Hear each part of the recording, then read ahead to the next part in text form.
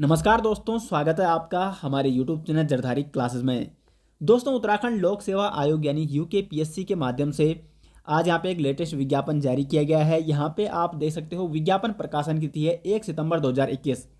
यह विज्ञापन है उत्तराखंड सम्मिलित राज्य अभियंत्रण सेवा परीक्षा यानी इंजीनियरिंग के पदों पर टोटल 154 पदों पर ये वैकेंसी जारी की गई है उत्तराखंड लोक सेवा आयोग यानी यूकेपीएससी के माध्यम से। अब देखते हैं यहाँ पे कि इसमें क्या क्या एलिजिबिलिटी मांगी गई है, शैक्षिक अर्हता और जो भी अन्य महत्वपूर्ण जानकारी होगी पदवार हम यहाँ पे विवरण जानेंगे, पूरी डिटेल्स इस विज्ञप्ति के बारे में।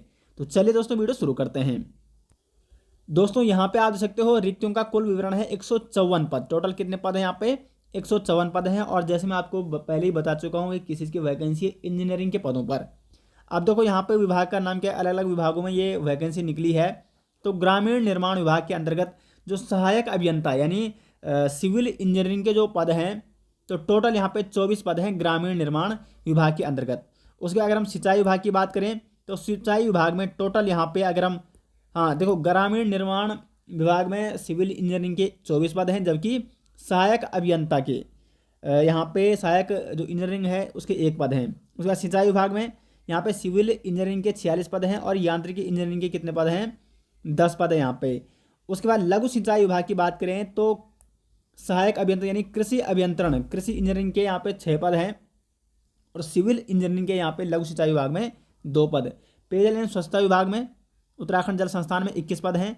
और इस प्रकार से आप यहाँ पे विभागों का विवरण दे सकते हो। ऊर्जा विभाग में 2 पद हैं सहायक विद्युत निरीक्षक के। और लोक निर्माण विभाग में सिविल इंजीनियरिंग के हैं 42 पद। तो टोटल ये हो जाते हैं 154 पद। तो इंजीनियरिंग के टोटल 154 पदों पर ये विज्ञापन जारी किया गया है। अब देखो यहाँ पे आप अपना आरक्षण के अनुसार यहाँ पे रिक्तियों की संख्या देख सकते हो। और उसके बाद आगे बढ़ते हैं, यहाँ पे एलिजिबिलिटी की बात करते हैं। यहाँ पे देखो इसका पीडीएफ मैं आपको दे दूंगा इस वीडियो के डिस्क्रिप्शन में, वहाँ पे आप लिंक मिल जाएगा इसका पीडीएफ में, वहाँ पे आपको दे दूंगा। और पूरी डिटेल्स एक बार इस पीडीएफ को खुद रीड कीजिए और समझिए कि यहाँ पे क्या क्या दिया गया है, अगर आपको कुछ चीज़ें यहाँ पे समझ में नहीं आई। तो देखो यहाँ पे वेतनमान है 56,100 से लेकर 1,77,000 तक। और अगर हम अनिवार्य शैक्षिक अर्हता की बात करें तो अलग अलग विभागों की शैक्षिक अर्हता जो है वो अलग अलग है, ठीक है। तो अगर हम ग्रामीण निर्माण विभाग की बात करें जिसमें सिविल इंजीनियरिंग की जो अनिवार्य शैक्षिक अर्हता है, देखो अनिवार्य शैक्षिक अर्हता और अधिमान्य शैक्षिक अर्हता क्या होती है। अनिवार्य ये तो आपके पास चाहिए ही चाहिए, ठीक है। अगर ये आपके पास नहीं है तो आप इस फॉर्म को फिल नहीं कर पाओगे। लेकिन जो अधिमान्य अर्हता है ये क्या होती है, इसमें आपको वरीयता दी जाएगी। मानो जिसके पास एनसीसी जैसे होते हैं ना, एनसीसी एनएस का जिसके पास सर्टिफिकेट है तो उसको वहाँ पे क्या दी जाएगी, वरीयता दी जाएगी, उसको वेटेज वहाँ पे दिया जाएगा। तो इसको कहते हैं अधिमानी अर्हता। जिसके पास ये नहीं है तो इसका मतलब ये नहीं कि आप इस फॉर्म को नहीं भर सकते हो, आप इस फॉर्म को भर सकते हो। लेकिन अगर आपके पास अधिमानी अर्हता है तो आपको वरीयता दी जाएगी। लेकिन अनिवार्य शैक्षिक अर्हता आपके पास होनी जरूरी है। तो बात करें यहाँ पे अगर हम सिविल इंजीनियरिंग की ग्रामीण निर्माण विभाग में, तो सरकार द्वारा मान्यता प्राप्त किसी संस्था या विश्वविद्यालय से सिविल इंजीनियरिंग के में स्नातक की उपाधि आपके पास होनी चाहिए, ठीक है। सिविल इंजीनियरिंग में क्या होनी चाहिए, आपकी स्नातक उपाधि होनी चाहिए या पूर्णतया अर्ह सहयुक्त सदस्य जिसने सिविल इंजीनियरिंग में इंस्टीट्यूशन ऑफ इंजीनियर्स इंडिया का भाग का और खा उत्तीर्ण कर लिया हो। उसके बाद अगर हम अधिमान्य अर्हता की बात करें तो प्रादेशिक सेना में 2 वर्ष की अवधि यदि आपके पास है सर्टिफिकेट तो आपको लाभ मिलेगा। साथ साथ राष्ट्रीय कैडेट कोर का यानी एनसीसी का बी प्रमाण पत्र यदि आपके पास है तो आपको इसमें वरीयता दी जाएगी। उसके बाद सहायक अभियंता की अगर हम बात करें तो इसमें भी उपाधि लगभग मेरा जो शैक्षिक अर्हता है अनिवार्य तो वही है किसी संस्था या विश्वविद्यालय से विद्युत या यांत्रिकी अभियंत्रण में यानी इंजीनियरिंग में स्नातक उपाधि होनी चाहिए इस पद के लिए, ठीक है। और अधिमान्य अर्हता सबके लगभग सभी पदों के लिए लगभग सेम है। सिंचाई विभाग की बात करें तो इसमें क्या है, किसी संस्था या सरकार द्वारा मान्यता प्राप्त किसी विश्वविद्यालय से यथास्थिति सिविल अभियंत्रण में कोई भी उपाधि, सिविल इंजीनियरिंग में यहाँ पे आपके पास कोई भी उपाधि हो तो वो चलेगी सिंचाई विभाग के लिए। सहायक अभियंता जो पद है सिंचाई विभाग में और अधिमान्य अर्हता सब में सेम है। सहायक अभियंत्रण में क्या है, किसी संस्था या सरकार द्वारा मान्यता प्राप्त किसी विश्वविद्यालय से यथास्थिति यांत्रिक अभियंत्रण में कोई भी उपाधि। तो यांत्रिकी इंजीनियरिंग में क्या होनी चाहिए, आपके पास कोई भी उपाधि होनी चाहिए सिंचाई विभाग में। देखो ऊपर तो आपके पास सिर्फ स्नातक होना चाहिए, ठीक है, सिंचाई विभाग में, सॉरी मतलब ग्रामीण निर्माण विभाग में। लेकिन सिंचाई विभाग में आपके पास कोई भी क्या है उपाधि आपके पास है तो आप इस फॉर्म को भर सकते हैं। उसके बाद लघु सिंचाई विभाग में यहाँ पे भी क्या है, स्नातक उपाधि या उसके समकक्ष सरकार द्वारा मान्यता प्राप्त कोई उपाधि होनी चाहिए कृषि अभियंत्रण में। और अधिमान्य अर्हता इसमें भी वही है। और सहायक अभियंता में, लघु सिंचाई विभाग में, तो इसमें भी स्नातक उपाधि होनी चाहिए, किसमें, सिविल इंजीनियरिंग में। उसके बाद पेयजल एवं स्वच्छता विभाग में सहायक अभियंता की बात करें यानी सिविल इंजीनियरिंग की बात करें, तो इसमें भी क्या होना चाहिए, सिविल इंजीनियरिंग में स्नातक उपाधि या सरकार द्वारा उसके समकक्ष मान्यता प्राप्त कोई उपाधि होनी चाहिए। उसके बाद अगर हम बात करें ऊर्जा विभाग में, तो इसमें भी क्या है, आपका जो सहायक विद्युत निरीक्षक है, इसमें आपका ऊर्जा विभाग से चाहिए। तो कुल मिला के विद्युत अभियांत्रिकी यानी विद्युत इंजीनियरिंग में आपके पास क्या होनी चाहिए, स्नातक की उपाधि होनी चाहिए। और लोक निर्माण विभाग में अगर हम सिविल इंजीनियरिंग की बात करें तो इसमें भी वही होगी एलिजिबिलिटी, सिविल इंजीनियरिंग में स्नातक उपाधि या सरकार द्वारा उसके समकक्ष स्नातक या मान्यता प्राप्त कोई अन्य उपाधि। बाकी अधिमान्य अर्हता सब में सेम है। यदि आपके पास एनसीसी का बी प्रमाण पत्र है तो आप उसको जरूर लगाएं, आपको जरूर उसमें वरीयता दी यानी कुछ वेटेज आपको मिलेगा, या प्रादेशिक सेना में 2 वर्ष का आपके पास सर्टिफिकेट है।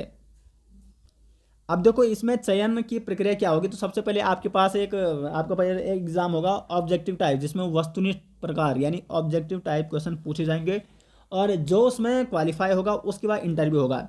और जो फाइनल मेरिट बनेगी तो यहाँ पे आप देख सकते हो लिखित प्रकृति यानी जो लिखित परीक्षा होगी, वस्तुनिष्ठ प्रकार की जो परीक्षा होगी आपकी, ऑब्जेक्टिव टाइप जो क्वेश्चन पूछे जाएंगे उसके, और साथ साथ साक्षात्कार यानी इंटरव्यू के आधार पर फाइनल आपकी क्या बनेगी, मेरिट बनेगी। ठीक है, के गए अंकों के कुल योग से यहाँ पे निर्मित की जाएगी आपकी फाइनल मेरिट। अब देखो एज लिमिट की बात करें तो 21 वर्ष से अधिकतम 42 वर्ष आपके पास क्या होनी चाहिए, एज लिमिट होनी चाहिए। 21 वर्ष से 42 वर्ष के बीच आपकी एज होनी चाहिए। और जो आयु की गणना की जाएगी, क्योंकि हाल ही में यहाँ पे 1 वर्ष की छूट दी जा रही है, तो 1 जुलाई 2021 से आपकी आयु की गणना की जाएगी। और आपकी आयु कितनी होनी चाहिए, 21 वर्ष से 42 वर्ष आपकी एज होनी चाहिए। यानी आपका जो जन्म है वो 1 जुलाई 2000 के पश्चात यानी 1 जुलाई 2000 के बाद का नहीं होना चाहिए, और 2 जुलाई 1978 से पूर्व का आपका जन्म नहीं होना चाहिए। शुल्क की बात करें तो शुल्क पड़ेगा आपको, जो जनरल वाले हैं उनको 276 रुपये शुल्क, और ओबीसी वालों को 276, इसमें जो उत्तराखंड अनुसूचित जाति हैं उनको 126, ईडब्ल्यूएस वालों को भी 276, और साथ ही साथ जो दिव्यांग हैं उनको 26, और बाकी जो क्या है उत्तराखंड राज्य में संचालित स्वैच्छिक या राजकीय गृहों में जो अनाथ बच्चे हैं उनको यहाँ पे कोई भी शुल्क नहीं दिया जाएगा। ठीक है, टोटल शुल्क। बाकी अगर हम एग्जाम सेंटर की बात करें तो ये यहाँ पे टोटल 19 एग्जाम सेंटर है। ठीक है, अल्मोड़ा, बागेश्वर, चंपावत, देहरादून आप देख सकते हो, और वहाँ पे आपको ऑप्शन मिल जाएगी आपको कहाँ अपना एग्जाम सेंटर सेलेक्ट करना है। अब देखो यहाँ पे ये है एग्जाम पैटर्न, सम्मिलित राज्य अभियंत्रण सेवा परीक्षा का पाठ्यक्रम। ठीक है, तो सबसे पहले जो लिखित परीक्षा होगी ऑब्जेक्टिव टाइप जिसमें क्वेश्चन पूछे जाएंगे, तो ये सामान्य योग्यता परीक्षण है, जिसमें देखो 3 सब्जेक्ट, ठीक है, सामान्य हिंदी, सामान्य अंग्रेजी और सामान्य अध्ययन। तो 100 अंकों का होगा सामान्य हिंदी का पेपर 2 घंटे का, सामान्य अंग्रेजी का भी 100 अंकों का 2 घंटे का, और सामान्य हिंदी का होगा सामान्य अध्ययन होगा 2 घंटे का, इसमें भी 100 क्वेश्चन पूछे जाएंगे। और देखो दूसरा जो पेपर है यहाँ पे वो क्या है, यहाँ पे वो आपका इंजीनियरिंग विषय से संबंधित है, जिसमें सिविल इंजीनियरिंग का होगा प्रथम प्रश्न पत्र। ये आपका टोटल पूर्णांक है 360। ठीक है, कुल प्रश्नों की संख्या 180 और समय है 3 घंटे का। मैकेनिकल इंजीनियरिंग की बात करें, प्रश्न पत्र द्वितीय प्रश्न पत्र है ये। ठीक है, देखो अब देखो यहाँ पे आपको कंफ्यूज नहीं होना कि ये एग्जाम जो पैटर्न हो कैसा है। 3 सब्जेक्ट तो ये हैं आपके पास, सामान्य हिंदी, सामान्य अंग्रेजी और सामान्य अध्ययन, यानी 300 अंकों के तो ये हो गए। उसके बाद आपके पास आता है एक सब्जेक्टिव पेपर, यानी जो आपका जिस स्ट्रीम से आपका है इंजीनियरिंग, आपके पास सिविल से है आपका, या मैकेनिकल से है, या इलेक्ट्रिकल से है, या एग्रीकल्चर से है, यानी जिस चीज़ का आपने फॉर्म भर रखा हो। आपने देखा होगा ना वहाँ पे एग्रीकल्चर डिपार्टमेंट भी है, कृषि विभाग में भी है, ग्रामीण विभाग में सिविल इंजीनियरिंग के हैं। तो जो आपका सब्जेक्ट या जो आपने फॉर्म भर रखा है, तो 300 अंकों का तो ये पेपर हो गया। 300 प्लस आपको करना है। अब देखो यहाँ पे सिविल इंजीनियरिंग के देखो प्रथम प्रश्न पत्र और द्वितीय प्रश्न पत्र, यानी यहाँ पे जो दे रखे हैं टोटल सब्जेक्ट, इसमें प्रत्येक के 2-2 पेपर हैं। अब आपका माने सिविल इंजीनियरिंग है तो आपके यहाँ पे सिविल इंजीनियरिंग सब्जेक्ट के होंगे 2 पेपर। प्रत्येक प्रश्न पत्र में 180 क्वेश्चन होंगे, जो होगा प्रत्येक प्रश्न पत्र 360 अंकों का। तो प्रथम प्रश्न पत्र हो गया 360 का, प्लस द्वितीय प्रश्न पत्र देखो ये कर रखा 360। ठीक है, तो 360 तो कितने हो गए टोटल, यहाँ पे देखो 3 600 720 और 300 1020। तो टोटल 1020 अंकों का आपका क्या होगा, यहाँ पे आप देख सकते हो लिखित परीक्षा जो होगी आपकी 1020 अंकों की होगी, और उसके बाद साक्षात्कार यानी इंटरव्यू जो होगा वो 100 अंकों का होगा। तो कुल योग हो जाएगा 1120। तो टोटल 1120 नंबरों की यहाँ पे आपकी मेरिट बनेगी। अब देखो यहाँ पे जो सिविल इंजीनियरिंग वाले हैं उनका ये हो गया, मैकेनिकल इंजीनियरिंग वालों का ये सब्जेक्ट हो गया, इलेक्ट्रिकल इंजीनियरिंग वालों का। तो इस हिसाब से जो जो डिपार्टमेंट है, और वहाँ पे जो स्नातक है वहाँ पे दिया गया है कि सिविल इंजीनियरिंग में स्नातक, इसका मतलब बीटेक, ठीक है। सिविल इंजीनियरिंग स्नातक का मतलब होता है बीटेक आपका होना चाहिए इंजीनियरिंग में। तो यदि इंजीनियरिंग में आपका बीटेक है तो आप उस फॉर्म को यहाँ पे अप्लाई कर सकते हैं जिसमें वो एलिजिबिलिटी मांगी गई थी। बाकी यहाँ पे देखो सिलेबस भी दिया गया है, तो सिलेबस आप देख सकते हो यहाँ पे। ये देखो सब्जेक्ट जनरल इंग्लिश का ये सिलेबस है, और उसके बाद अगर हम सिविल इंजीनियरिंग की बात करें पेपर 1 का ये सिलेबस है। बाकी सामान्य हिंदी की जो जनरल हिंदी होती है वो आपको पढ़नी है, और जो भी यहाँ पे एग्जाम पैटर्न में जो भी यहाँ पे दिए गए हैं सब्जेक्ट, सामान्य अध्ययन में भी यहाँ पे देख सकते हो आप। सामान्य अध्ययन में क्या क्या पूछ जाएगा, सामान्य अध्ययन के प्रश्न पत्र में सामयिक घटनाएं, ठीक है, यानी करंट अफेयर्स, और उनके वैज्ञानिक पहलुओं का अध्ययन। तो मतलब इंजीनियरिंग के संबंध में विशेषकर आपको ध्यान देना है। तो दोस्तों ये थी यहाँ पे जो इंजीनियरिंग के पदों पर सिविल डिपार्टमेंट में, ग्रामीण कृषि विभाग में या ऊर्जा विभाग में यहाँ पे जो वैकेंसी निकली थी, टोटल 154 पदों पर ये वैकेंसी जारी की गई है, और आपको पूरी अच्छी तरीके से बताया गया है कि इसमें एलिजिबिलिटी क्या है, एग्ज़ाम पैटर्न क्या है।